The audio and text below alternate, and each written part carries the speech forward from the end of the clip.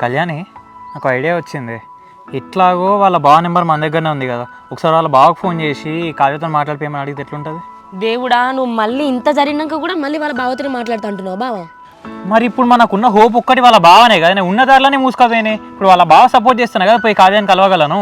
ఇప్పుడు ఇంత అర్జెంట్గా కావ్యతో మాట్లాడాల్సిన అవసరం ఏంటి బావా నీకు? వీలుంటే ఆమెనే ఫోన్ చేస్తుంది కదా, అంటే వాళ్ళ అన్నతో తనుంది అనిపిస్తుంది నీకు?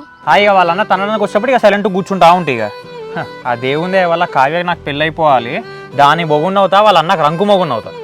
సినిమా డైలాగ్ చాలు కానీ ఇప్పుడు ఏమంటావు? నువ్వు వాళ్ళ బావతో మాట్లాడితే కావ్యని కలుస్తా అనుకుంటున్నావా? ఇంకో ఒక్కసారి కావ్యతో మాట్లాడితే వాళ్ళ ఇంట్లో సిచ్యువేషన్ అంటే అర్థమవుతుంది, దాని తర్వాత ఏం చేయాలో ఆలోచిస్తాను నేను. సరే, నువ్వు మాట్లాడితే ఏదో ఒక రచ్చ అవుతుంది, నువ్వు ఫోన్ చేయి, నేనే మాట్లాడతా.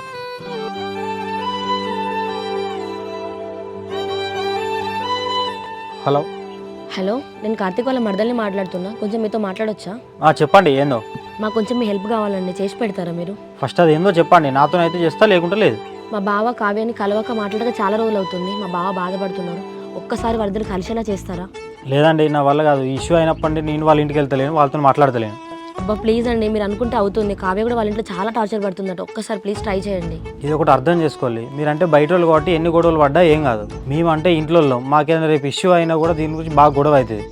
అర్థం చేసుకొని వేరే దారికి ఏదైనా ఎత్తుకోండి.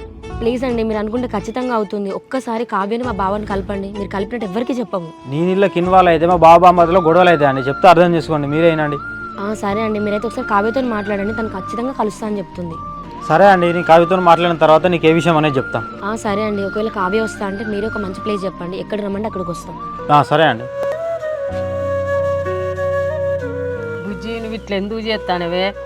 అన్న బాధపడతాడు కదా, మస్తు బాధపడతాడు అన్న. అమ్మ, అన్న పడే బాధ కనిపిస్తుంది కానీ నేను పడే బాధ కనిపిస్తలేదు అమ్మ. నా బాధను అర్థం చేసుకొని నన్ను కార్తీక్ కలపండి అమ్మా. బిడ్డ, ఇదివరకే నేను ఎన్నో కష్టాలు చూసిన బిడ్డ. ఇప్పుడు నువ్వు అన్న చేయబట్టి ఇంకా తట్టుకోలేకపోతాను బిడ్డ. నేను ఈ బాధలు చూడలేక నాకే ఏదైనా అయ్యేటట్టున్నది బిడ్డ. మరి ఎందుకమ్మా అన్నకు అంత పంతం? నేను ఏమైనా ఊర్లో చిల్లరగా తిరిగి అతను లవ్ చేసిన కార్తీక్నే కదా, వాళ్ళ ఫ్యామిలీ చాలా మంచిది, కార్తీక్ కూడా చాలా మంచోడమ్మా. ఇంత చెప్పినా ఇంత లేవు బిడ్డ, మాకంటే కార్తీక్ గాడే ఎక్కువ నానే బిడ్డ నీకు. అవునమ్మా, నా కార్తీకే ఎక్కువ, కన్న వాళ్ళు మీరే అర్థం చేసుకోలే, పరాయోడు కార్తీక్ అయినా అర్థం చేసుకున్నాను నన్ను. అట్లా అనకే బిడ్డ, నీ దండం పెడతా, అన్న చెప్పినట్టినే. నేనే నీకు దండం పెడతామ్మా, నేను మేజర్ని, బయటికి వెళ్ళి పెళ్లి చేసుకోవచ్చు కార్తీక్ని. ఎందుకు ఆగుతానా? మీరు ఒప్పుకుంటారని ఒక చిన్న ఆశతో ఆగుతున్నా. నువ్వు చెప్పు తినవు, అటు వాడు చెప్పు తినడు, మీ ఇద్దరి వలన నాకే ఏదో అవుతుంది. అమ్మ, మీరు ఎంత చెప్పినా విననే. నేను బతుకుతే కార్తీక్తోనే బతుకుతా, లేకపోతే చచ్చిపోతా.